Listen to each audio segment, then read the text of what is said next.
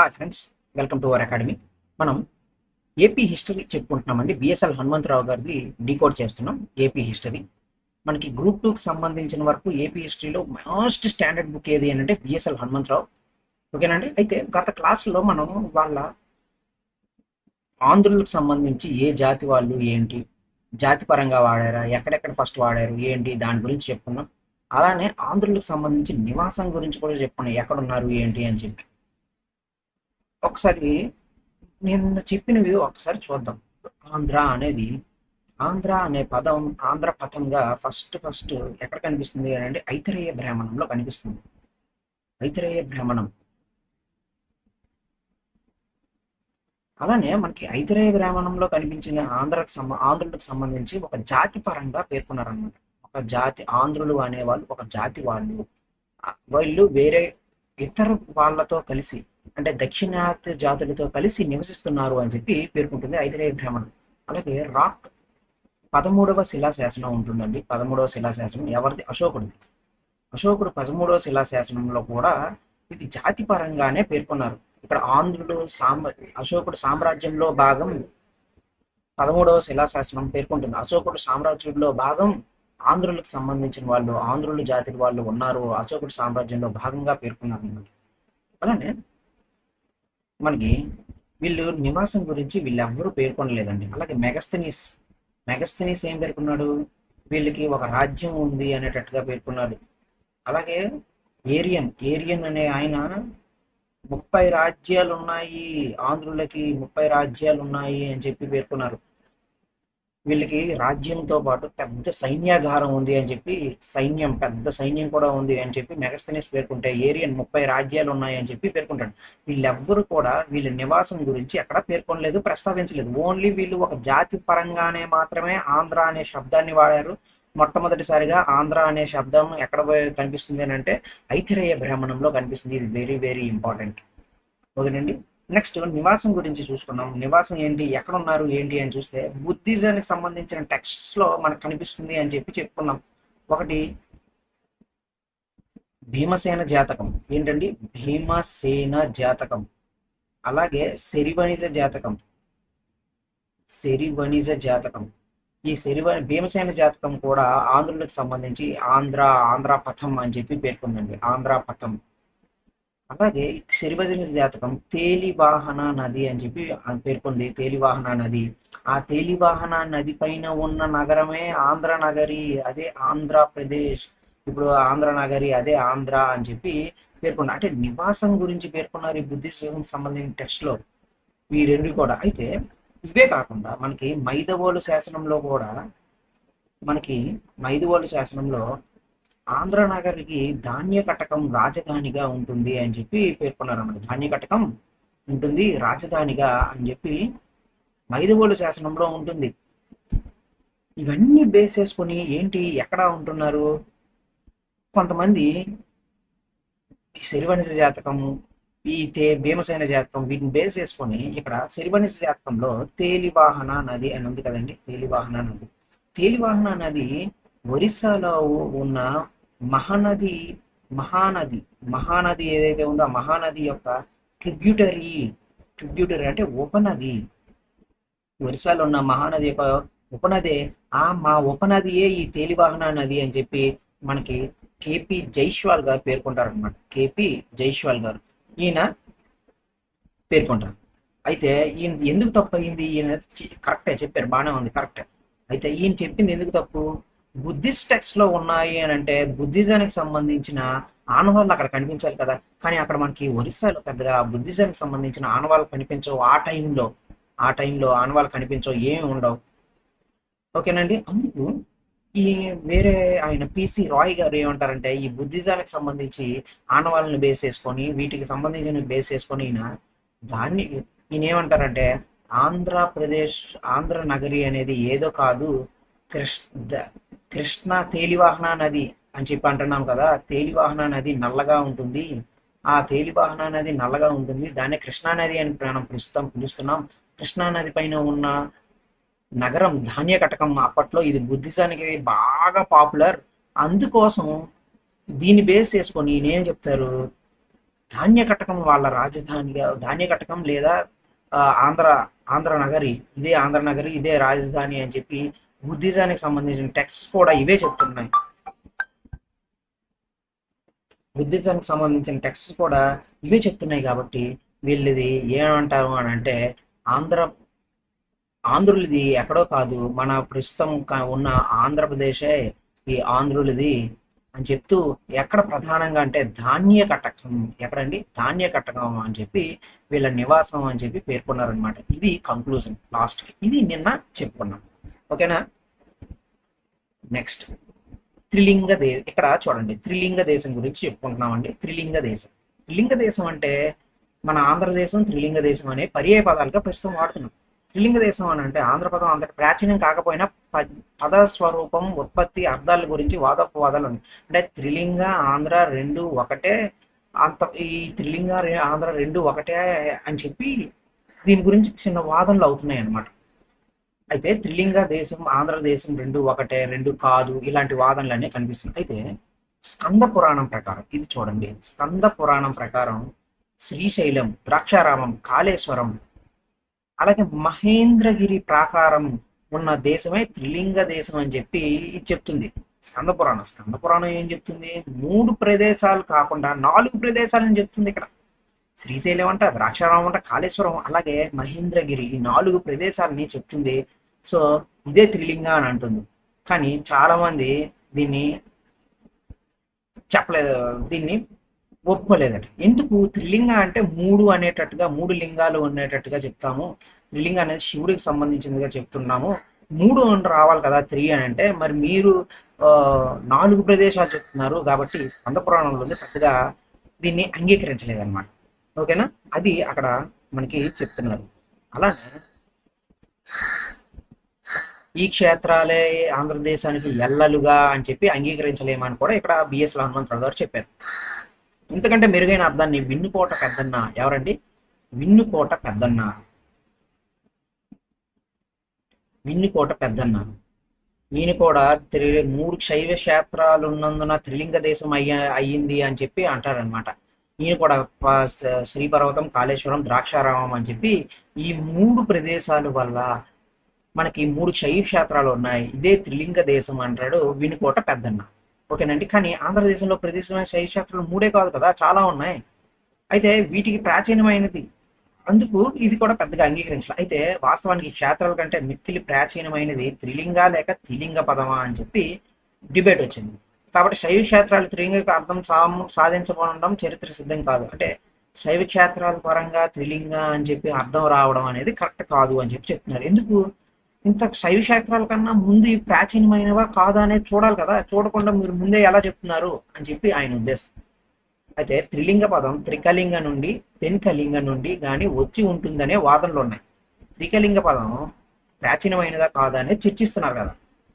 వీళ్ళు చెప్పారు వినుకోట పెద్దన్న అని చెప్పి వీళ్ళు చెప్పారు, బాగానే ఉంది. అయితే మీరు చెప్తున్న త్రిలింగ పదం ముందు ప్రాచీనమైనదా కాదా, ప్రాచీనమైనది సంబంధించింది అయితే చూద్దామని చెప్పి వాదనలో దిగుతున్నారు. అందులోనే త్రిలింగ అనేది నుండి కానీ తెన్కలింగ నుండి కానీ వచ్చి ఉంటుందనే వాదనలు ఉన్నాయి. గంగా గోదావరి మధ్య విస్తరించిన కళింగ రాజ్యంలో ఉత్తర, మధ్య, దక్షిణ కళింగాలనే 3 విభాగాలు ఉన్నాయి. ఉత్తర కళింగనే ఉత్కల అయ్యింది అని చెప్పారు. మధ్య కళింగ టాలమీ ఏమంటాడంటే మెడో కళింగ అని అంటాడు. టాలమీ ఏమంటాడు? మెడో కళింగ వ్యవహరించుంటారు. దక్షిణ కళింగనే తెన్ కళింగ అని అన్నారు అని చెప్పి, అదే తెనుగుగా అనంతరం తెలుగుగా మారి ఉంటుందని ఒక అభిప్రాయం. అంటే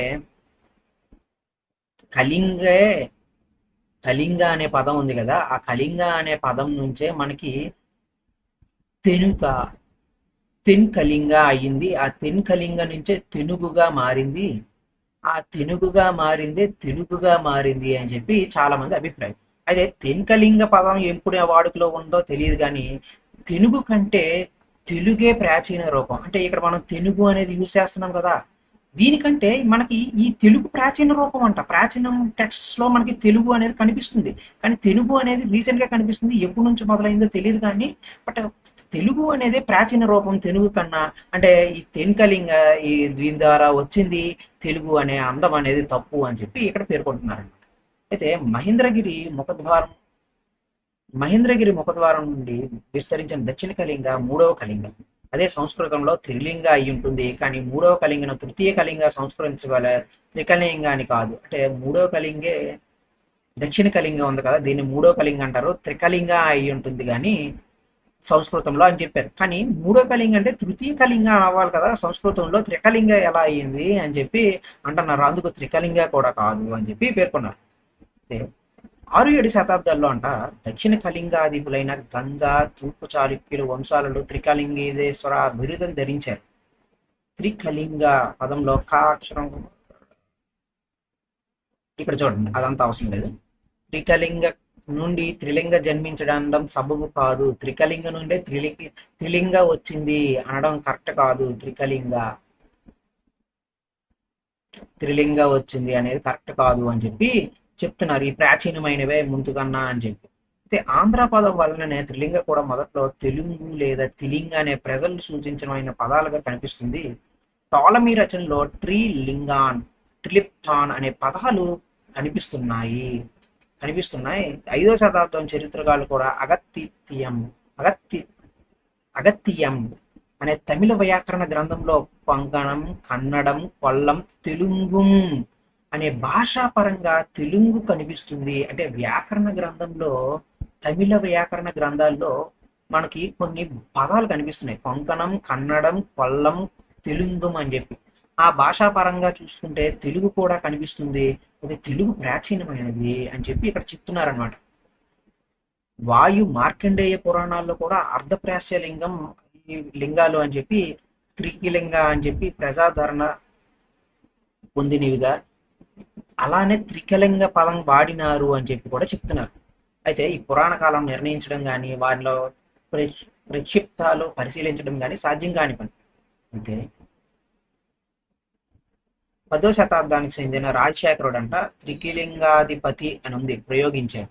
కాకతీయులు త్రికలింగ పరమేశ్వర అని చెప్పి బిరుదుని ధరించారు. వారి సమకాలీనైన యాదవరాజులు మంత్రి హేమాద్రి తన వ్రతఖండంలో తిలింగాధిపతి తైలింగ క్షితపాల అని ప్రయోగించారనమాట. దీనివల్ల ఒకే కాలంలో త్రిలింగ రూపాలు రెండు వాడుకలో ఉన్నట్టు స్పష్టమవుతున్నాయి. అంటే త్రిలింగ రెండు వాడుకలో ఉన్నట్టు స్పష్టమవుతున్నాయి అని చెప్పి పేర్కొన్నారు. అయితే ముండరి భాషలో కళింగ పదానికి తీర ప్రజలు త్రిలింగ అని అంటారంట. దాన్నే దేశస్థాన ప్రజలు అని అర్థం ఉంది. మన దేశంలో నదీ పర్వత ప్రాంతాలకు వ్యవసాయ ఉత్పత్తుల పేర్లు ముండారీ జాతులు పెట్టిన వారే ఎక్కువగా. వాళ్ళు ఏమని పేర్కొంటారంట ముండారీ జాతి వాళ్ళు, కాలింగులకు పశ్చిమాన తైలింగులు పొరుగువారై ఉంటారని క్రీస్తుపూర్వం 4వ శతాబ్దంలో బర్మాలో తలయింగన్ అనే ప్రజలు ఉన్నారని చెప్పి కూడా తెలుస్తుంది. దీన్ని బట్టి వీటన్నింటి బట్టి చూస్తే ప్రాచ్యాంధ్రలో తైలింగులు, బర్మాలో తైలింగులు ఒక జాతి శాఖలేనంటాం సమంజసం. అంటే ప్రాచ్యాంధ్రలో తైలింగులు, బర్మాలో ఉండే తైలింగులు రెండు కూడా ఒకే జాతి వాళ్ళు, ఒకే శాఖ వాళ్ళు అని చెప్పి చెప్తున్నారంట. పోలమీ భాషలో ఏంటి, తైలింగ్ అనే పదానికి నాయకత్వం వహించిన వారు అని అర్థం అంట. అందుకు కోలమీ ప్రజల్ని తైలింగులు ఒకప్పుడు గెలిచి ఉంటారు, అందుకని చెప్పి వాళ్ళు నాయకత్వం వహించారు కదా, అందుకే కోలమీ భాషలో తైలింగ్ అని చెప్పి పేర్కొన్నారు. ఎవరిని? మన తెలుగుల్ని. క్రమంగా 9వ శతాబ్దానికి శైవం విజృంభించి త్రిలింగ అనే పదాలు వచ్చాయి అని చెప్పి చెప్పారనమాట. అంటే త్రిలింగ దేశం పర్యాయ పదంగా మారింది కాకతీయుల్లోంచి అని చెప్పి. కాకతీయ అనంతరం ముస్లింలు, దండయాత్రికులు, పాలకులు తెలంగాణ పదాన్ని కూడా ప్రచారం తెచ్చినారు. క్రమంగా అది నేటికి తెలంగాణ పరిపాలనమే విశేషం. కానీ కొంతమంది ఓరుగల్లు పరిపాలించిన కాపై నాయకుడైతే ఆంధ్ర సురత్రాణ అనే బిరుదు ధరించాడు. కృష్ణముఖ ద్వారంలో శ్రీకాకుళాంధ్ర విష్ణువు కృష్ణదేవరాయలతో దేశం తెలుగు వల్లభండు అని చెప్పి చెప్పుకున్నారనమాట. ఇలా తెలుగుకు సంబంధించి ఇది. అంటే ఏంటి లాస్ట్ ఫైనల్ కంక్లూజన్? తెలుగే ప్రాచీనమైనది, త్రిలింగ కాదు. తెలుగు అనేది దేశీయ పదం. సింపుల్ గా చెప్పాలంటే తెలుగు అనేది దేశీయ పదం అని చెప్పి చెప్పడం ఆయన ఉద్దేశం. తెలుగు అనేది దేశీయ పదం. ఎంత పెద్ద అవసరం లేదండి, జస్ట్ మామూలు చూసుకుంటే చాలు. తెలుగు అనేది ఏంటి, దేశీయ పదంగా మనం చెప్పుకోవచ్చు. ఓకేనా? నెక్స్ట్ ఆంధ్ర జాతి గురించి ఇక్కడ ఇచ్చారండి కొన్ని. ఆంధ్ర జాతి గురించి. ఏంటిది? ఆంధ్రులు జాతీయతను గురించి భిన్నాభిప్రాయాలు ఉన్నాయంట. ఐతిరేయ బ్రాహ్మణంలో ఆంధ్ర జాతి గురించి ప్రస్తావించిన వాక్యాన్ని వ్యాఖ్యానం సంశయాస్పదంగా ఉంది. బ్రాహ్మణంలో ఐతిరేయ బ్రాహ్మణంలో ఆంధ్ర జాతి గురించి ప్రస్తావించిన వాక్యం అంటే ఆంధ్ర పథం ఇలా అని చెప్పి అన్నారు కదా. ఆ, దాంతో పాటుగా ఏమని పేర్కొన్నారో ఒకసారి చూద్దాం. ఆ బ్రాహ్మణంలో అంటే ఐతిరేయ బ్రాహ్మణంలో కథ ఉంది. ఏంటిది? యజ్ఞ పశువుగా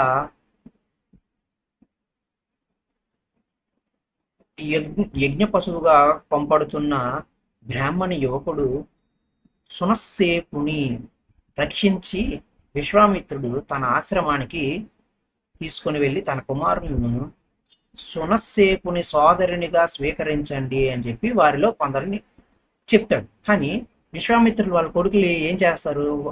కొందరు నిరాకరిస్తారు అన్నమాట. కొందరు ఆ సునస్సేపుని వాళ్ళలో కలుపుకోవడానికి నిరాకరిస్తారు. దాంతో కోపించిన విశ్వామిత్రుడు ఏం చేస్తాడు? మీరు ఈ ఆర్య భూముల్ని వదిలి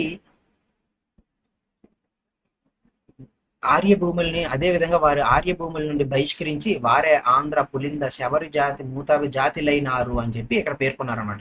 అంటే ఇక్కడ ఐతిరేయ బ్రాహ్మణం ఏం చెప్తుంది? ఐతిరేయ బ్రాహ్మణంలో ఒక కథ ఉంది. సున శన సునస్సేపుని కథ.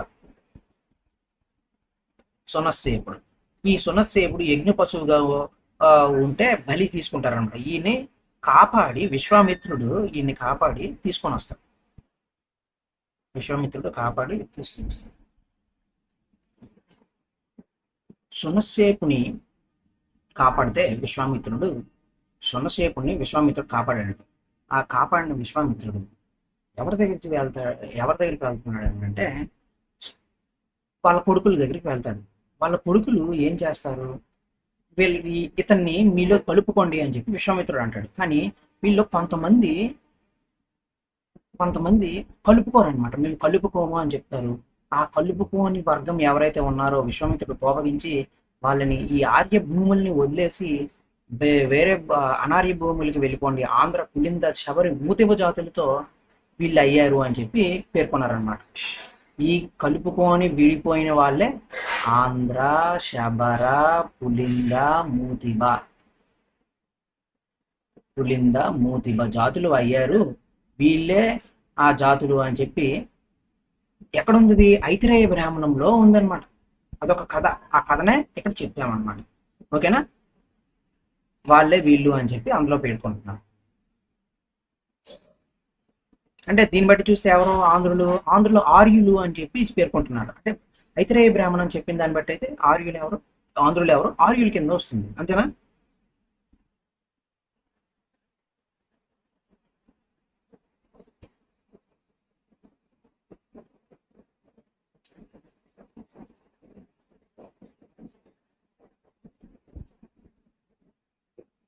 అంటే సింపుల్ గా చెప్పాలి అంటే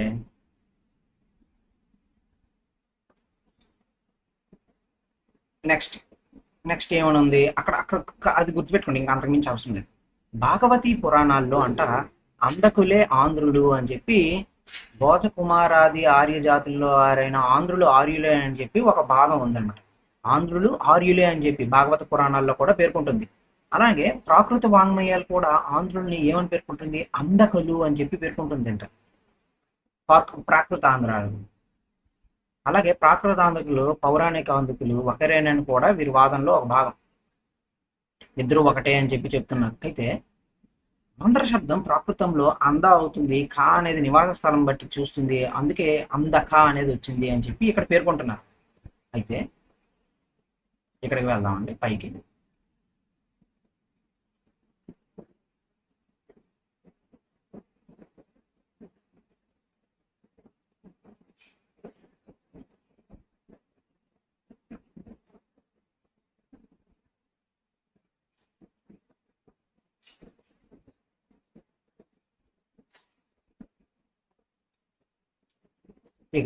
పౌరాణిక ఇక్కడ వాదంలో భాగం అని చెప్పి అంటాం. పౌరాణికలో అందుకులు ఆంధ్రులు అనడానికి వీలు లేదు. ఆంధ్ర శబ్దం ప్రాకృతంలో అంద అవుతుంది. ఆంధ్రుడు ప్రాకృత శబ్దంలో అనుకోండి అంద అవుతుంది, అందుకే గాని అందక అవ్వదుగా. వీళ్ళిద్దరూ వేరువేరుగా చెప్తున్నారనమాట ఆయన. ప్రాకృతంలో బౌద్ధ వాంగ్మయంలో ఆంధ్ర భిక్షువులు అంధకులని వ్యవహరించారు. పురాణాలు అంధకుల్ని వృష్టభోజాది ఔత్తరాహ జాతులతో కలిపి చెప్పినారు కానీ రాక్షసాన్యాతలైన శబరి పులిందలతో చెప్పలేదు. ఎక్కడండి? కొన్ని పురాణాల్లో. ఇంకో విషయం ఏంటంటే ఉష్ణ భోజకాంద భోజకాందక అని చెప్పిన భాగవత పురాణానికి ఆంధ్ర పదంతో పరిచయం ఉంది. అందుచేత భాగవతకారునకు అందక ఆంధ్ర అనే రెండు భిన్న జాతులు ఉన్నట్లు తెలుస్తుంటే స్పష్టంగా ఉంటుంది. అంటే వీటన్నింటిని బట్టి ఏం చెప్తున్నారు? ఆంధ్ర అలాగే అందక అనేవి రెండు భిన్న జాతులు, అంతేగాని రెండు ఒకటి కాదు అని చెప్పి చెప్తున్నారనమాట. ఇదంటే కంక్లూజన్. అయితే ఆంధ్రులు అనార్యత్వానికి ఆర్యవాంగ్మయంలో సందేహానికి తావులేదు. ఐతరేయ బ్రాహ్మణం ఆంధ్రులు శబర జాతులతో కలిపి చెప్పింది కదా. నేటికి శబరులు ఆంధ్రలో ఉత్కల రాష్ట్రాల్లో ఉన్నారు. వారి శరీర నిర్మాణం కానీ సంస్కృతి కానీ పరిశీలించిన వారు మంగళ జాతుల వారిగా నిర్ణయిస్తారు అని శబరులు సోదరులైన ఆంధ్రులు ఆర్య జాతి వారని చెప్పడం సమంజసం కాదు. అంటే ఇక్కడ ఏంటి? ఐతరేయ బ్రాహ్మణం ఏం చెప్పింది మనకి? ఆర్యులుగా పేర్కొంటుంది. కానీ కొన్ని బుక్స్ వీటి బట్టి, అలాగే మనకి కొన్ని పురాణాలు, భాగవత పురాణాలు ఇవన్నీ కూడా వీళ్ళు ఆర్యులు కాదు అనేటట్టుగా చెప్తున్నాయి. అలానే శబర మూతిబ జాతులతో కూడా కలిసి ఉన్నారు అని చెప్పి ఐతరేయ బ్రాహ్మణమే చెప్తుంది మళ్ళీ. అయితే ఈ శబరులు ఎక్కడున్నారు? ఆంధ్ర ఉత్కల రాష్ట్రాల్లో ఉన్నారు కదా. వీళ్ళ శరీర నిర్మాణం సంస్కృతి కూడా డిఫరెంట్గా ఉంది. సో మంగోల్ జాతి వారులుగా కూడా ఉన్నారు. సో వీళ్ళేంటి? ఆర్య జాతి వారి అంటే వీళ్ళు కంక్లూజన్ ఏంటి? సింపుల్గా చివరికి వీళ్ళు ఆంధ్రులు ఎవరు? ఆర్యులు కాదు. ఆంధ్రులు ఎవరండి? ఆర్యులు కాదు. మహాభారతం కూడా ఏమని చెప్తుంది? ఆంధ్రులను దక్షిణాపది వాసులైన చేర, చోర, పాండ్యాలతో కలిపి చెప్పింది అనమాట భాగవతం. ఏంటండి? భారతం ఏంటి? మహాభారతం ఏం చెప్పింది? చోళ, చేర, పాండ్య వీళ్ళతో కలిపి ఆంధ్రులు ఉన్నారు అని చెప్పి పేర్కొందనమాట. వీళ్ళందరూ కలిసి అనమాట. ఓకేనా? అందుకే దీన్ని బట్టి చూస్తే ఏంటి? ఆర్యులా అనార్యులా? ఆంధ్రులు అనార్యులు అని చెప్పవచ్చు. మత్స్య భాగవతి పురాణాలు కూడా వాళ్ళని మ్లేచ్చులుగా వర్ణిస్తుంది అనమాట. ఇది గుర్తుపెట్టుకోండి, మ్లేచ్చులుగా వర్ణిస్తుంది అనమాట. మ్లేచ్చులు అంటే ఏంటి అని అంటే, మ్లేచ్చులు అని చెప్పి ఎవరిని అని అంటారంటే, బయట గ్రామం ఉందనుకోండి, ఇది ఒక గ్రామం అనుకోండి, ఇది ఒక గ్రామం అనుకోండి, ఇలా వీటికి కొంచెం బయట కొంతమంది నివసిస్తారు. అలాంటి వాళ్ళనే మ్లేచ్చులు అని అంటారు అని చెప్పి మనుధర్మ శాస్త్రం కూడా చెప్తుంది అనమాట. అది మనుస్మృతి తయారైన రోజుల్లో ఆంధ్రులు బౌద్ధ మతాభిమానులు అయినందుల వల్ల కూడా వీళ్ళని మేచ్చులుగా చిత్రీకరించవచ్చు అని కూడా అంటున్నారు. ఎవరు? డిసి సర్కార్ గారు. ఇక్కడ ఏంటి? మత్స్య భాగవతి పురాణాలు ఏమని చెప్తున్నాయి? వీళ్ళని మ్లేచ్చులుగా వర్ణించాయి. మ్లేచ్చులు అంటే ఏంటి? ఎవరైతే గ్రామానికి బయటగా నివసించడానికి యోగ్యులో అలాంటి వాళ్ళని మ్లేచ్చులుగా పేర్కొంటారు. ఆంధ్రులు కూడా అలాంటి వాళ్ళే అని చెప్పి మనకి మనుధర్మ శాస్త్రం కూడా చెప్తుంది అనమాట. ఆంధ్రులు ఆ గ్రామ శాస్త్రాల్లో నివసించారు, అలాంటి వాళ్ళే యోగులు, అలాంటి వాళ్ళే మ్లేచ్చులు అని అంటారు. మత్స్య భాగవతి పురాణాలు కూడా మన ఆంధ్రులు ఏమంది? మ్లేచ్చులు అని కూడా వర్ణిస్తుంది అనమాట. మ్లేచ్చులు. అయితే ఈ స్మృతి వాంగ్మయం తర్వాత నెక్స్ట్ దీనికి వెళ్దాం. ఇంకొకటి ఏంటి? ప్రసిద్ధ రెండవ అశోకుడైన, ఇది గుర్తుపెట్టుకోండి, ప్రసిద్ధ కనిష్కుడు ఆస్థానుడైన చరకుడు అంట తన సంహితలో ఏమని పెట్టుకున్నాడు? ఆంధ్రుడు కళ్ళలోకి వస్తే ప్రాయశ్చిత్తం చేసుకోవాలి అని చెప్పి సూచించింది అనమాట. అందుచేత ఆంధ్రులు మ్లేచ్ఛత్వాన్ని వారి బౌద్ధ మతం కారణం కాదని తెలుస్తుంది. అంటే మ్లేచ్ఛత్వం వాళ్ళకి వచ్చింది కానీ బౌద్ధం స్వీకరించారు అని చెప్పి రాలేదు. ఎందుకు బౌద్ధం స్వీకరించడం వల్లే వచ్చింది అని చెప్పి ఎవరన్నారు? డిసి సర్కార్ గారు అంటారు. వీళ్ళు బౌద్ధం స్వీకరించారు కదా, సో అందుకే వీళ్ళని మేచ్లో అన్నారు అని చెప్పి. కానీ ఇక్కడ ఇక్కడ చెరకుడు ఏమని పేర్కొంటాడు? ఆంధ్రులు కళ్ళలోకి వస్తే ప్రాయశ్చిత్తం చేసుకోవాలి అంటే దీన్ని బట్టి వేసేసుకుని ఏం చెప్పచ్చు? బౌద్ధం వల్ల రాలేదు, వాళ్ళ ప్రవర్తన వీటి బట్టి దీన్ని బట్టి వచ్చింది అని చెప్పి అక్కడ మనం చెప్పచ్చు. అంటే దీన్ని బట్టి ఏంటి? ఆంధ్రులు ఆర్యులు కాదని మనం స్పష్టంగా చెప్పచ్చు. అనార్యులు ఆంధ్రులు అని చెప్పి మనం చెప్పచ్చు. ఓకేనా? జాతీయత నిర్ణయించడానికి అవయవ నిర్మాణ పరిశీలన ఒక ముఖ్య సాధనం అని కూడా పేర్కొంటున్నారు. అయితే శతాబ్దాల తరబడి ఒకే ప్రాంతంలో కలిసి ఉన్నందున యుగయుగాలుగా భిన్న రాజకీయ ఫలితంగా సామాజిక పరివర్తన ఫలితంగాను జాతి సాంకర్యాన్ని అవకాశంగా ఉండి ఒకే వ్యక్తిలో భిన్న లక్షణాలు కనిపించడం సంభవం. కానీ స్థూలంగా ఆంధ్ర ప్రజలను పరిశీలిస్తే వారిలో మధ్యాధర, ఆస్ట్రాయిడ్స్, మంగోలాయిడ్స్ జాతి లక్షణాలు బాగా కనిపిస్తాయంట. అంటే మధ్యాధర, ఆస్ట్రాయిడ్స్, మంగోలాయిడ్స్ ఈ ముగ్గురు లక్షణాలు మన ఆంధ్రుల్లో కనిపిస్తాయంట. ఎందుకు? అందరితో కలిసిపోయి ఉన్నారు కదా ఆంధ్రులు, ఒకరితో కాదు కదా, చాలా మందితో కలిసిపోయి ఉన్నారు. సో మనం ఏమని చెప్పొచ్చు, ఆంధ్రులు ఈ మూడు రకాలైన లక్షణాలు, జాతుల లక్షణాలు వాళ్ళు కలిగి ఉన్నారు. నీగ్రోయిడ్స్ అని చెప్పి ఉంటారు కదా, వీళ్ళైతే వాళ్ళ లక్షణాలు అయితే లేవు. ఇక్కడ ఈయన రాయలేదు, అది చూసుకోండి, గుర్తుపెట్టుకోండి. ఎవరు లేరు? నీగ్రోయిడ్స్ లేరండి. కానీ మధ్యాధర, ఆస్ట్రాయిడ్స్, మంగోలాయిడ్స్ జాతుల లక్షణాలు కనిపిస్తాయి. వీరందరూ ఆర్యేతర జాతులే, ఆర్య జాతులు కాదు. ఈ అందరూ ఆర్యేతర జాతులే, మన లక్షణాలు కనిపిస్తున్నాయి. ఆర్యేతర జాతులే అంటే ఐతరేయ బ్రాహ్మణం చెప్పింది ఏంటి? తప్పు. మన ఎవరు? అనార్యులం. ఆంధ్రులు ఎవరు? అనార్యులు అని చెప్పి చెప్పచ్చు. ఇది కూడా ఒక ఇదనమాట. మధ్యాధర జాతికి మధ్యస్థ దేహ ప్రమాణం, వెడల్పాటి పొట్టుగా ఉండే ముఖాలు, వంకర లేని జుట్టు, వంకరగా ఉండదండి, స్ట్రైట్ గా ఉంటాయి ఎక్కువ, ఆల్మోస్ట్ ఆల్ అందరి జుట్టులు. గోధుమ వరం, చామంచాయి రంగా ఉంటారు, గోధుమ వరం. ఇవన్నీ ముఖ్య లక్షణాలు. ముఖ్యంగా తీర ప్రాంత అగ్రవర్ణాల్లో ఇది ఎక్కువగా కనిపిస్తుంది. తీర ప్రాంత అగ్రవర్ణాల్లో ఈ లక్షణాలు ఎక్కువగా కనిపిస్తాయంట, చూసుకోండి. అదిగాక ఆంధ్రదేశంలో రాక్షస గుళ్ళు, ఇది కూడా వెరీ వెరీ ఇంపార్టెంట్ అండి. చూడండి, రాక్షస గుళ్ళు అని చెప్పి ప్రాచీన సమాధులు ఉంటాయన్నమాట. ఇవి ఆంధ్రప్రదేశ్లో ప్రాచీన సమాధాలు, ప్రాచీన చరిత్ర మనం చెప్పుకున్నాం. దీని తర్వాత అక్కడ రాక్షస గుళ్ళు గురించి చెప్పుకుంటాం. అయితే ఆ రాక్షస గుళ్ళలో ఉండే ప్రాచీన సమాధులు ఉన్నాయి కదా, వాటిలో దొరికిన ఆ అస్థి పంజరాల్లో కూడా వీళ్ళు మధ్యాధర జాతుల లక్షణాలే కనిపిస్తున్నట్టు స్పష్టంగా ఉందన్నమాట. సో వీళ్ళు ఏమని చెప్పచ్చు మనం? సింపుల్ గా అనార్యులు అని చెప్పచ్చు కదా. ఐతిరేయ బ్రాహ్మణం, కొన్ని భాగవత, కొన్ని పురాణాలు ఇవన్నీ చెప్పినట్టు ఆర్యులు కాదు అని చెప్పి మనం స్పష్టంగా హిస్టారికల్ ఫ్యాక్ట్స్ తో చెప్తున్నాం అనమాట. ఒకప్పుడు ఈ జాతులు ఆసియా మైనర్ నుండి గంగా మైదానం వరకు విస్తరించి ఉండేవారని పార్శిక గ్రంథమైన అవెస్తాలో అవెస్తాలో ఉంది. అలాగే దాహదహ్యులు అని చెప్పి ఋగ్వేదంలో ఉంటుంది. దాహదహ్యులు అని, వాళ్ళని దశదాస్యులు అని కూడా అంటారు. వీరే అని చరిత్రకారులు కూడా అంటున్నారు. కాబట్టి ఆర్య ద్రావిడ సంఘర్షణ భారతదేశానికి వెలుపలే ప్రారంభమైంది. ఉత్తరాపథంలో ద్రావిడులు ఒకప్పుడు ఉండేవారనడానికి బలూచిస్తాన్లోని బహీ భాషను నిదర్శనంగా ఉదహరించవచ్చు. ఈ దక్షిణ పీఠభూమికిలోని ఆదివాసులు ఆస్ట్రలాయిడ్స్, మంగోలాయిడ్స్ జాతులకు చెందిన వాళ్ళు. దక్షిణ పీఠభూమికి చెందిన వాళ్ళు ఆస్ట్రలాయిడ్స్, అలాగే మంగోలాయిడ్స్ జాతులకు చెందిన వాళ్ళు. నల్లమర ఆలయంలో చెంచులు, పోయిలు ఆస్ట్రలాయిడ్ జాతుల వారు. వీరు పొట్టి దేహాలు, పొడవైన తలలు, చప్పిడి ముక్కులు ఉంటాయి. అలాగే మన్య ప్రాంత అరణ్యాలలోని సవరలు, గదబులు మంగోలాయిడ్స్, అంటే తీర ప్రాంతం కొంచెం మన్య ఉంటుంది కదండి, వాళ్ళు. దేహకాంతి, బొద్దుగా ఉండే పెదవులు, చప్పిడి ముక్కులు క్రమంగా సమీప నాగరికత సంస్కృతులను లవరలుచుకొని సమాజంలో కలిసిపోయారు అని చెప్పి ఇక్కడ చెప్తున్నారు. అంటే వాయు బ్రహ్మణాది పురాలలో హిమాలయ కావలి ఉత్తర భూముల్లో వక్షు నది తీరంలో ఆంధ్రులు ఒకప్పుడు నివసించిన సూచనలు ఉన్నాయి. అంటే వాయు బ్రహ్మ పురాణాలు ఏమని చెప్తున్నాయి? ఇది నేను ఒకటి చిన్నది వేస్తాను అండి, చూడండి. ఇది మన భారతదేశం అనుకోండి.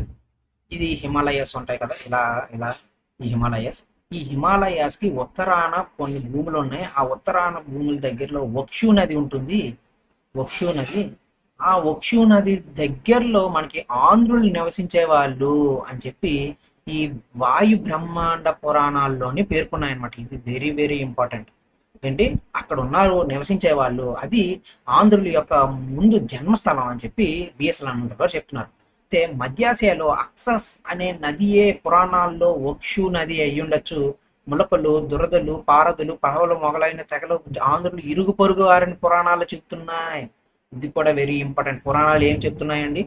పురాణాలు ఆంధ్రుల్ని ఎవరనగా పేర్కొంటుంది?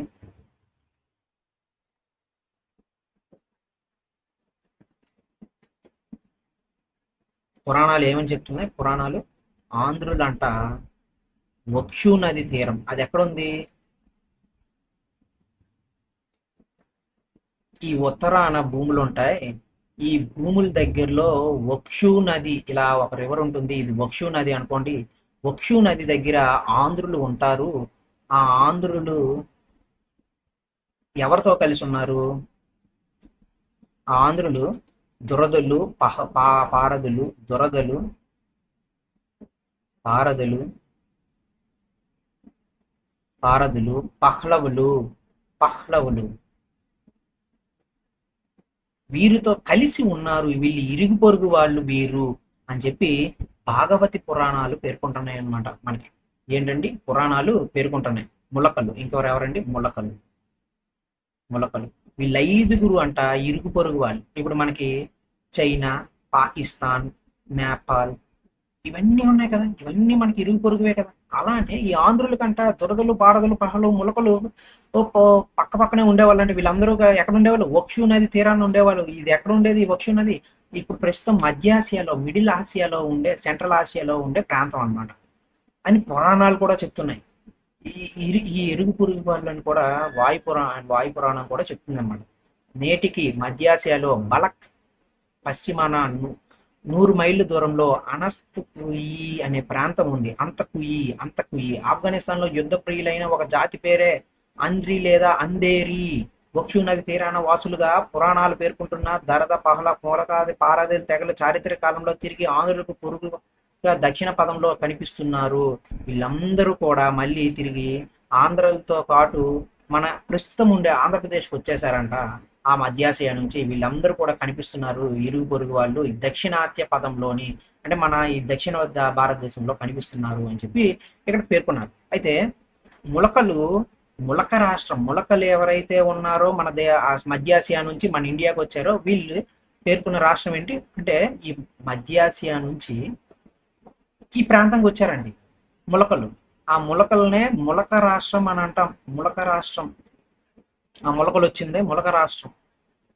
ఓకేనా. పహలవులు స్థిరపడిందే మనకి పల్లవ భోగ్యం అని అంటాం. నేటి పలనాడు అయింది. అంటే ఈ పలనాడు, ఈ ప్రాంతం ఉంటుంది కదండి ఇక్కడ రాయలసీమ, ఈ ప్రాంతాలు పలనాడు.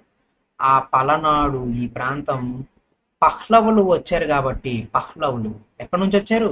ఈ వక్షు నది నుంచి వచ్చారు. ఆంధ్రులు వీళ్ళందరూ కలిసి వచ్చారు. ఈ పహ్లవులు, ఆ పహ్లవులు వచ్చిందే పలనాడు అయింది. తర్వాత వాళ్ళు నివసించే ప్రాంతం ఏది? పలనాడు. నెక్స్ట్ ఆంధ్రుల నివాసం ఆంధ్ర పదంగా జాతక కథల్లో ప్రవేశించింది. అశోకులు శాసనాలు పారదులు దక్షిణాత్యులుగా పేర్కొన్నాయి. అశోకుడు శాసనాల్లో కూడా ఈ పారదులు ఉన్నారు. పారదుల గురించి దక్షిణాత్యులుగా కూడా పేర్కొంటుంది అనమాట. దురదలు, ఇది ఇంపార్టెంట్ అండి. దురదలు పిశాచులని, వారి పైశాచిక భాష అనే ఆర్యులు నిందించే వాళ్ళు. ఆర్యులు ఏమంటారు? దురదలు ఉన్నారు, ఆ దురదలది పైశాచిక భాష, వీళ్ళు పిశాచులు, వీళ్ళు పిశాచుల్లా ఉంటారు, వీళ్ళు పిశాచులు అని చెప్పి ఆర్యులు అన్నారంట వీళ్ళని. ఎవరిని? ఈ దురదల్ని. వీళ్ళ భాష ఏంటి? పైశాచిక భాష. గుణాఢ్యుడు బుక్ రాస్తాడు కదండి మనకి. ఏ భాషలో రాస్తాడు గుణాఢ్యుడు? ఏ బుక్ రాస్తాడు? ఏ భాషలో రాస్తాడో చెప్పండి, అది మీరు కామెంట్ చేయండి. ఓకేనా. అయితే ఇక్కడ పైశాచిక భాషకు సంస్కృతకి పోలిక ఉన్నాయని పండుగల అభిప్రాయం. అయితే కథా సరిత్ సాగరంలో గుణాఢ్యుడు శాతవాహనుల కాలంలో పైశాచి భాష మాతృక భాషగా ఉన్నవారు ఆంధ్రుల్లో ఉన్నట్లు సూచిస్తుంది. పైశాచి భాష మాతృక భాష అంటే మదర్ టంగ్. ఇప్పుడు మనకి తెలుగు ఎలా మదర్ టంగో, పైశాచి భాష మదర్ టంగ్ ఉన్న వాళ్ళు ఉన్నారు అని చెప్పి కథా సరిత్సాగరంలోని గుణాఢ్యుడు కథ ఉంటుంది. ఆ కథలో పేర్కొంటుంది అనమాట, శాతవాహన కాలంలో ఉన్నారని. ఇది కథా సరిత్సాగరం ఎవరు రాశారండి? రాజశేఖరరావు రాస్తాడు కథా సరిత్సాగరం. కథా సరిత్సాగరాన్ని గుణాఢ్యుడు పైశాచిక భాషలో రాసినాడంట. కారణాంతరాల వల్ల బహుశా గుణాఢ్యుడు పైశాచిక భాషలో రాసి, ఇది కరెక్ట్ కాదండి. పైశాచిక భాషలో కథా చరిత్రాగ్రం కాదండి. బృహత్ కథని గుణాఢ్యుడు రాస్తాడండి. బృహత్ కథ ఇక్కడ కరెక్ట్ గా బృహత్ కథ గుణాఢ్యుడు రాసేది. కథా సాగరాన్ని గుణాఢ్యుడు పైశాచిక భాషలో రాసినాడు. అంటే కారణాంతరాల వల్ల చక్షు నది వక్షులే, అంటే కొన్ని కారణాల వల్ల అంట ఆర్యులు దండయాత్రల వలన, వాటి తాకిడి వల్ల చక్షు నది దగ్గర ఉన్న ఈ జాతులన్నీ ఎవరు? ఆంధ్రులు, దురదలు, పహలవులు, పారదులు, ములకలు, వీళ్ళందరూ కూడా, ఈ జాతులు వాళ్ళందరూ కూడా వలసొచ్చి దక్షిణాపదంలో స్థిరపడ్డారు. అందుకు ఈ జాతిలో వాళ్ళని ఏమని పేర్కొంటారు? మ్లేచ్చులు అని చెప్పి కూడా పేర్కొంటున్నారు భాగవతి పురాణాలు. అందుకే పేర్కొంటున్నాం మ్లేచ్చులు అని చెప్పి. ఎందుకు? అక్కడ ఉండే గ్రామాలకి వేరుగా జీవిస్తున్నారు కాబట్టి వాళ్ళని, ఎలాంటి వాళ్ళని మ్లేచ్చులు అని అంటారు అని చెప్పి ఇందాక చెప్పుకున్నాం. స్మృతి మనుస్మృతి కూడా అలానే పేర్కొంటుంది. అలాంటి మ్లేచ్చులే వీళ్ళందరూ అని చెప్పి పేర్కొంటున్నారు. ఈ మహాప్రస్థానంలో దక్షిణాపథంలో ఆంధ్రులకు మరికొన్ని తెగలతో సంబంధం ఏర్పడింది. అయితే ఆంధ్రులు మనం ఎక్కడి నుంచి వచ్చారు అనుకున్నాం? ఇక్కడ మధ్యాసియా ప్రాంతం నుండి వక్షు నది నుంచి వచ్చారు అని అనుకున్నాం. వీళ్ళెవరు? దురదలు, పారదులు, ప్లహలు, ములకలు ఆంధ్రులు కదా. వీళ్ళు నలుగురు వచ్చారు. వీళ్ళు నలుగురు వస్తే వీళ్ళు నలుగురు నుంచి ఏర్పడిన కొంతమంది ఈ దక్షిణా దేశంలో ఉన్నారు కదా, వాళ్ళు ఎవరు? నాగులు, యక్షులు, అస్మకులు, మహిషికులు, తెలుగులు. ఎవరు? నాగులు ఉన్నారంట, యక్షులు ఉన్నారంట, అస్మకులు ఉన్నారంట, మహిషికులు ఉన్నారంట, తెలుగులు అని చెప్పి ఉన్నారు. వీళ్ళు చాలా దక్షిణ పదంలోని ముఖ్యమైన తెగల వాళ్ళు అన్నమాట. వీళ్ళందరూ బట్టి వీళ్ళ పేర్లను బట్టి వీళ్ళు చిహ్నాలను బేస్ చేసుకొని ఉండే తెగలు అని కూడా మనం చెప్పచ్చు. బౌద్ధ వాంగ్మయంలో కూడా సింహం సయం దేశాల ప్రాచీన సాహిత్యంలో కూడా మనకి కృష్ణా ముఖద్వారాన్ని నాగభూమిగా వర్ణించారు. అంటే నాగులు ఉన్నట్టేగా, అక్కడ నాగులు ఉన్నట్టేగా. ఋగ్వేద కాలంలో కూడా నాగులు పంజాబ్ ప్రాంతంలో నివసిస్తూ ఆర్య దండయాత్రలు తీవ్రంగా ప్రతిఘటించారు. దీన్ని శిష్ణదేవుల్ని ఆత్మకరణలకు విరోధులు అని చెప్పి ఋగ్వేదం వర్ణిస్తుంది. అంటే ఆర్య సంస్కృతికి నాగులు వ్యతిరేకం అన్నమాట. వీళ్ళు ఎక్కడుండేవాళ్ళు? నాగులు పంజాబ్లో ఉండేవాళ్ళు. వీళ్ళు కూడా దక్షిణ భారతదేశానికి, అదే మన ఆంధ్ర ప్రాంతానికి చాలా కాలం తర్వాత, ఆర్యులు దండయాత్ర తర్వాత వచ్చేసారు. ఈ నాగులు కూడా పంజాబ్ ప్రాంతంలో ఉండేవాళ్ళు. వీళ్ళు ఆర్య సంస్కృతికి వ్యతిరేకులు ఈ నాగులు అని చెప్పి ఇక్కడ చెప్పారనమాట. ఈ నాగులు ఎవరు? లింగాన్ని పూజించే వాళ్ళు అనమాట. లింగాన్ని పూజించే వాళ్ళే ఈ నాగులు. వీళ్ళు దక్షిణ భారతదేశానికి వచ్చేసారు. అంటే వీళ్ళకన్నా ముందు వచ్చారండి. ఆంధ్రులు, ముళ్ళకలు, వీళ్ళు పారదులు ఉన్నారు కదా, వీళ్ళకన్నా ముందే వచ్చుంటారు ఆర్యు. ఎందుకంటే ముందుగా స్థిరపడి ఉన్నారు అని చెప్పి ఇక్కడ చెప్పారు కదా. అందుకే మనం ఏం చెప్పుకోవచ్చు? నాగులు కూడా ఇక్కడ దక్షిణ భారతదేశంలోకి వచ్చి స్థిరపడిపోయి ఉండి అక్కడ స్థానికులుగా మెలిగారనమాట. ఓకేనా? వీళ్ళు లింగారాధకులు, అంటే లింగాన్ని పూజిస్తారు ఈ నాగులు. నాగులకి ఆర్యులకి జరిగిన తీవ్ర సంఘర్షణలో కాండవ వనదహం అంట, జనమేజయ సర్పయాగం రెండు ముఖ్య ఘట్టాలు. ఇవన్నీ మనకి మహాభారతంలో కనిపిస్తాయండి. కాండవ వనదహం అని చెప్పి, సర్పయాగం అని చెప్పి. అంటే ఈ రెండు ఏం సూచిస్తున్నాయి? నాగులు అనే వాళ్ళు ఉన్నారు, వాళ్ళకి ఆర్యులకి ఫైట్ అయ్యింది అనేది మనకి సింపుల్ గా చెప్పచ్చు.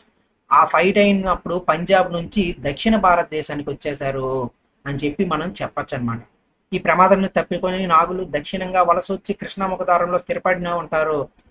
అందుకే అమరావతి శిల్పంలో రాజులకు, రాణులకు సర్ప కిరీటాలు వారి జాతీయులకు చిహ్నాలే అని చెప్పి ఇక్కడ పేర్కొన్నారు. అంటే అక్కడ అమరావతిలో సర్పాలకు సంబంధించిన కిరీటాలు ఉండేవి. అంటే అక్కడ రాజులు, రాణులకి కిరీటాలు ఉన్నాయి అని అంటే నాగులు అనే జాతి వాళ్ళు ఉన్నారు అని చెప్పి మనం చెప్పచ్చు. వీళ్ళు వచ్చారు అని చెప్పచ్చు. ఆంధ్రులకు సంబంధించిన అనేక గాథల్లో యక్షుల ప్రసంగం కనిపిస్తుంది. వీరు కూడా ఆర్యేతులే. మనం ఇక్కడ చెప్పుకున్నాం కదా యక్షులు అని చెప్పి. యక్షులు ఆంధ్రులకు సంబంధించి. ఈ శాతవాహన వంశం మూల పురుషుడు సాతుడనే యక్షుని కొడుకైనట్లు కూడా తెలుస్తుంది. సాతుడనే శాతవాహన వంశం మూల పురుషుడు కూడా యక్షుడేనంట తెలుస్తుంది. యక్షులే నేటి జక్కులైనారు. జక్కులు అని చెప్పి అంటాం కదా. వీళ్ళు మ్యూజిక్ బేస్ చేసుకుని డ్యాన్స్ చేస్తారనమాట. వీళ్ళు యక్షులు. యక్షగానం అనే పేరు గల యక్షులు సంగీతాభిమానానికి నిదర్శనం. నేటికి జక్కులు నాటకాలు ఆరుతేరిన వాళ్ళు నాగులు, యక్షులు ఆది శైవాన్ని అనుసరించి చెప్పవచ్చు. అంటే ఆ శైవాన్ని ఫస్ట్ శైవం ఉంటుంది కదా, ఆది శైవం. ఆ శైవాన్ని నాగులు, యక్షులు అనుసరించే వాళ్ళు. అందుకే ఆర్యులకి వ్యతిరేకంగా పోరాటం చేశారు నాగులు అని చెప్పచ్చు. లింగాదేరుకులు అని చెప్పుకోవడం అనుకున్నాం కదా నాగుల్ని. శివుడు నాగభూషణుడు, యక్షగానాధ్యక్షుడు. అందుకే వీళ్ళు శివుడు ఆదిమ శైవాన్ని కూడా మనం చెప్పుకుంటున్నామంట. వీళ్ళిద్దరూ పూజించేది ఎవరిని? శైవాన్ని పూజించే వాళ్ళు. క్రమంగా వీరు బౌద్ధాన్ని ఆదరించారు. బౌద్ధ వాంగ్మయంలో నాగులు, యక్షులు పెద్ద కట్టడాలు నిర్మించడంలో సిద్ధహస్తులు అనే వర్ణనలు ఉన్నాయి. ఆంధ్రదేశంలో ప్రాచీన స్తూపాలు వీరి నిర్మాణ అయి ఉంటాయి. వీరే నిర్మించారు అని చెప్తున్నాడు. నెక్స్ట్ ఇంకెవరు? మహిషికులు.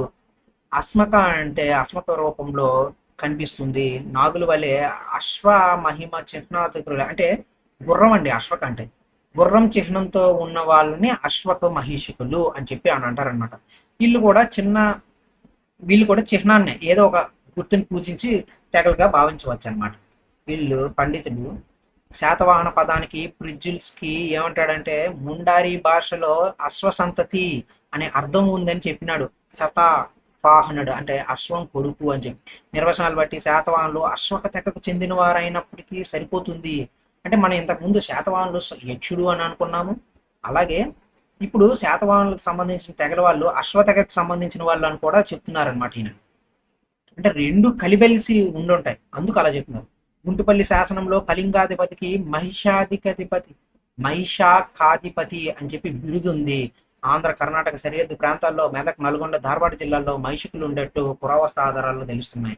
ఆంధ్ర జాతిలో లీనమైన మరొక తెగ తెలుగులు. వీళ్ళు తెలుగులు ఎవరున్నారండి? ఇప్పుడు చూడండి, ఇక్కడ ఏమని చెప్పారు ఈయన, ప్రజెంట్ ఆంధ్రాలో ఎవరున్నారు, వీళ్ళు ఆంధ్రులు ప్రజెంట్ మన ఆంధ్రాలో ఎవరున్నారు. ఇంతకుముందు పారదులు, పహలవులు, ములకలు, దురదలు, ఆంధ్రులు వచ్చారు అనుకున్నాం. అయితే వీళ్ళు రాకముందు ఈ ఆంధ్రప్రదేశ్ దేశంలోని ఎవరున్నారు? నాగులు ఉన్నారు, యక్షులు ఉన్నారు, మహిషకులు ఉన్నారు, తెలుగులు ఉన్నారు. ఇంకెవరండి? తెలుగులు, మహిషకులు, తెలుగులు,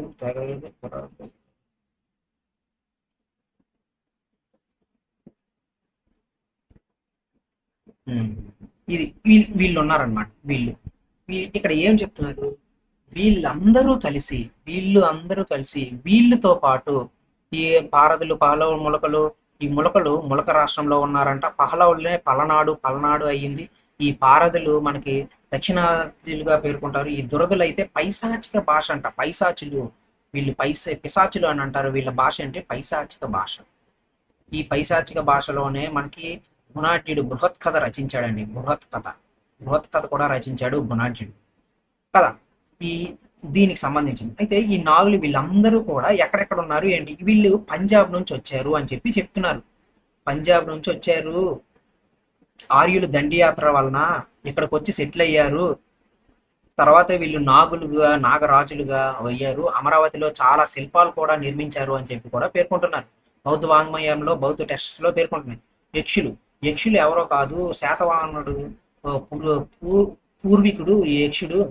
ఏ సాతుడు అనే యక్షుడికి జన్మించిన వాడే శాతవాహనుడు, ఆళ్ళే అని చెప్పి చెప్తున్నాడు ఈ యక్షులకు సంబంధించి. యక్షులు కూడా ఎవరు? ఆంధ్రదేశంలో ఉండే ఒకనొక తెగల వాళ్ళు. మహిషకులు అని అంటే అశ్వకులు అనమాట. అంటే అశ్వకులు అని అంటే గుర్రం చిహ్నంగా ఉండే కొంతమంది ప్రజల్ని అశ్వకులు అని అంటాం. వాళ్ళనే మహిషకులు అని కూడా అంటారనమాట. మహిషకులు. ఓకేనా? మనకి కళింగాధిపతికి కూడా మహిషకుడు అని చెప్పి బిరుదు కూడా ఉంది అనమాట. అది గుర్తుపెట్టుకోండి. తెలుగులు వీళ్ళ గురించి పెద్దగా లేదు కానీ బట్ తెలుగులు అనే జాతి కూడా ఉంది అని చెప్పి ఇక్కడ పేర్కొంటున్నాను. ఇది ఇంతవరకు మనకి చెప్పుకున్నది అనమాట. నెక్స్ట్ చూద్దాం. సంపాదనలోని కష్ట నిష్ఠూరాలు, ఇతర జాతుల వల్ల కలిగే భయాందోళన వంటి కారణాల వల్ల ఫలితంగా పరస్పర సహకార ఆవశ్యకత గుర్తించి జాతులని క్రమంగా ఐక్యమయ్యాయి. అంటే వీళ్ళు ఎంతమంది జాతులు? సుమారుగా ఒక 9 జాతులు ఉన్నాయి కదండి. 9 జాతులు వాళ్ళు ఏం చేశారు?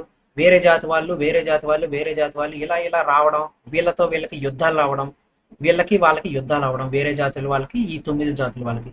ఇవన్నీ కాదు, ఆహార సేకరణ ఇవన్నీ కష్టం అవుతుంది అని చెప్పి వీళ్ళందరూ కలిసి ఒక ఐక్యంగా తయారయ్యి వీళ్ళు కలిసిపోయి ఒక జాతిగా ఏర్పడ్డారు. అదే మనకి ఆంధ్ర జాతిగా మారింది అనమాట. తర్వాత జాతి సాంకర్యం సంస్కృతి సమ్మేళనం దక్షిణాపథంలో శిలాయుగంలో కనిపిస్తుంది. జాతుల సహపాతాలు యుద్ధ ప్రియులైన ఆంధ్రులు రాజకీయ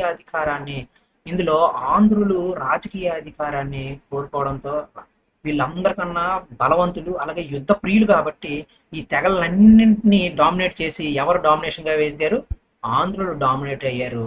వాళ్ళే ఇప్పుడు మన ఆంధ్రులుగా ఉన్నారు. వీళ్ళందరూ కలిసిపోయి ఉన్నారు. బట్ డామినేషన్ గా ఒక కింగ్ ఉంటాడు. ఆ డామినేషన్ కింగ్ ఎవరు అని అంటే ఆంధ్రులు వాళ్ళు అనమాట. ఆంధ్రులు ఎక్కడి నుంచి వచ్చారండి? వీళ్ళు మధ్య ఆసియా నుండి వక్షు నది తీరం నుంచి వచ్చారనమాట.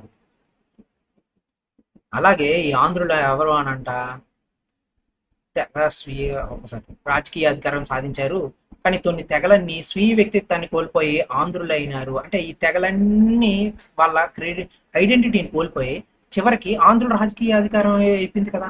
ఆంధ్రులు గొప్ప వాళ్ళు అయ్యారు కదా, వాళ్ళ పేరు చెప్పుకోవడం, అలా వాళ్ళతో కలిసిపోవడం, ఐడెంటిటీని మార్చుకోవడం వల్ల చివరికి వీళ్ళన్నీ తెగలు కలిసి ఎలా మారారు? ఆంధ్రులుగా మారారు అనమాట. ఆంధ్రులుగా మారారు. అంటే మహాభారతం కూడా ఏమని పేర్కొంటుంది? ఆంధ్రస్య భవస అని చెప్పి పేర్కొంటుంది అంట. ఆంధ్రస్య భావస అని చెప్పి మహాభారతం పేర్కొంటుంది. ఎందుకు అలా పేర్కొన్నారు? బహుజాతి వాళ్ళు ఆంధ్రులు, ఆంధ్రులు ఒక్కలే కాదు, ఆంధ్రులు ఎవరు బహుళ జాతి వాళ్ళు ఆంధ్రులు అని చెప్పి చెప్పడమే దీని అర్థం అనరా, ఆంధ్రస్య భావస అని చెప్పి. ఇది ఈ ఆంధ్ర జాతి గురించి. ఒక్కసారి ఏం చెప్పామనేది నేను క్లియర్గా మళ్ళీ చెప్తాను, ఒక్కసారి వినండి. సింపుల్గా చెప్తాను. ఆయన చెప్పింది 2 నిమిషాల్లో మీకు అర్థమవుతుంది. ఇప్పుడు ఆంధ్రులకు సంబంధించి ఎవరు, ఆంధ్ర జాతి వాళ్ళు ఎవరు, వాళ్ళ నివాసం ఎక్కడ ఏంటి అని చెప్పడమే ఈ ఉద్దేశం అన్నమాట. అయితే ఆంధ్రులు ఎక్కడి నుంచి వచ్చి వీళ్ళు ఆంధ్రులు అంట ఇలా ఉన్నారు. ఈ భూముల తర్వాత ఉన్న నార్త్ సైడ్కి హిమాలయాలకి తూర్పు వైపు ఉన్న భూముల దగ్గరలో వక్షు నది అని ఉంటుంది. ఆ వక్షు నది, దీన్ని ఎక్సాస్ నది అని అంటాం. ఆ ఆక్సాస్ నది దగ్గరలో ఉండే తెగల వాళ్ళు ఆంధ్రులు, ఆంధ్రులు, ఆంధ్రులు అని చెప్పి పేర్కొన్నారు. వీళ్ళతో పాటు వీళ్ళతో పొరుగు ఉన్న వాళ్ళు కూడా ఉన్నారు. ఎవరు? దురదలు, పహలవులు, మొలకలు, పహలవులు, మొలకలు. ఇక్కడ ఇంకొకళ్ళు ఉన్నారండి, పారాది. ఈ తెగల వాళ్ళు ఉన్నారనమాట. ఈ తెగల వాళ్ళు అందరూ కలిసి ఆర్యుల దండయాత్ర వలన ఇక్కడ నుంచి మన భారతదేశంలో దక్షిణ ప్రాంతానికి వచ్చారనమాట. దక్షిణాపదం ప్రాంతానికి, దక్షిణ దక్షిణ భారతదేశానికి వచ్చారు. ఈ దక్షిణ భారతదేశానికి వచ్చిన ఈ తెగలందరూ కూడా ఇక్కడ ఉండే తెగలు ఉన్నాయి. ఎవరు? నాగులు,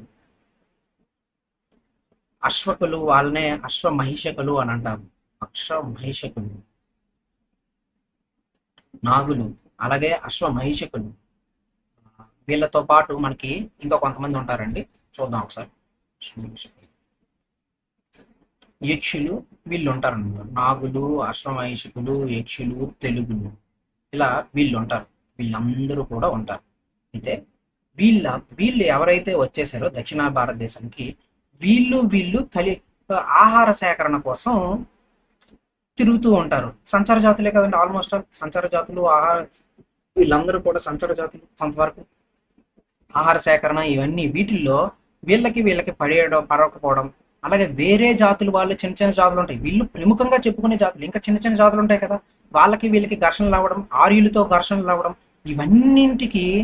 ఇవన్నీ కాదు అని చెప్పి వీళ్ళందరూ కలిసి, ఈ 2 జాతులు కలిసి, మొత్తం అందరూ కలిసి ఒక జాతిగా ఏర్పడ్డారు. వీళ్ళందరూ కలిసిపోయారు, ఒక ఆంధ్రులు జాతిగా ఏర్పడ్డారు.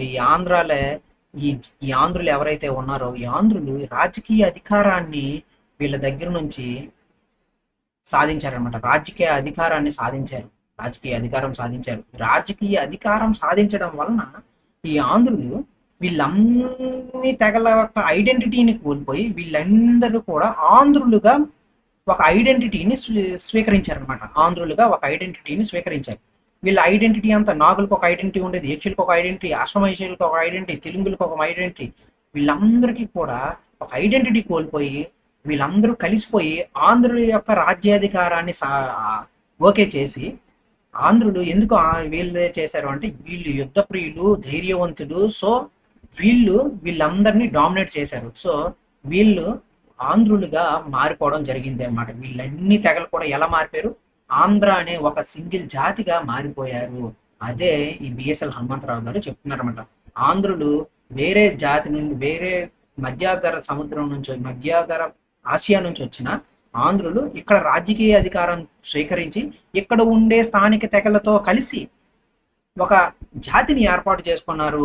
అదే ఆంధ్ర జాతి అని చెప్పి బిఎస్ఎల్ హనుమంతరావు గారు చెప్తున్నారు. ఇదే మన ఆంధ్ర జాతికి సంబంధించింది. ఓకేనండి, ఇది దీనికి సంబంధించిందండి. నెక్స్ట్ క్లాస్లో మనం వీళ్ళ ఆంధ్రులకు సంబంధించిన భాష ఎలాంటిది ఏంటి అనేది ఒకసారి చూద్దాం. దాని తర్వాత ప్రాచీన చరిత్ర ఉంటుంది. ఆ ప్రాచీన చరిత్ర గురించి పూర్తిగా చదువుకుందాం. ఓకేనండి, నేను బుక్ మొత్తం చదువుతాను. దానికి సంబంధించిన పాయింట్స్ ఏవైతే ఉన్నాయో అది మీకు క్లియర్గా, సింపుల్గా ఒక 5 minutesలో ఎక్స్ప్లెయిన్ చేసేస్తాను. మీకు ఈజీగా అర్థమవుతుంది, ఈజీగా ఉంటుంది అనమాట. మీరు వినండి, క్లాసెస్ ఏవైతే ఉన్నాయో అవన్నీ వినండి. నేను ప్రతిదీ కూడా క్లియర్ కట్గా మీకు చెప్తానండి, ఏది వదిలిపెట్టను. ఓకేనండి, ఇది దీనికి సంబంధించింది. మళ్ళీ నెక్స్ట్ క్లాస్లో మళ్ళీ కలుద్దాం. Thank you very much.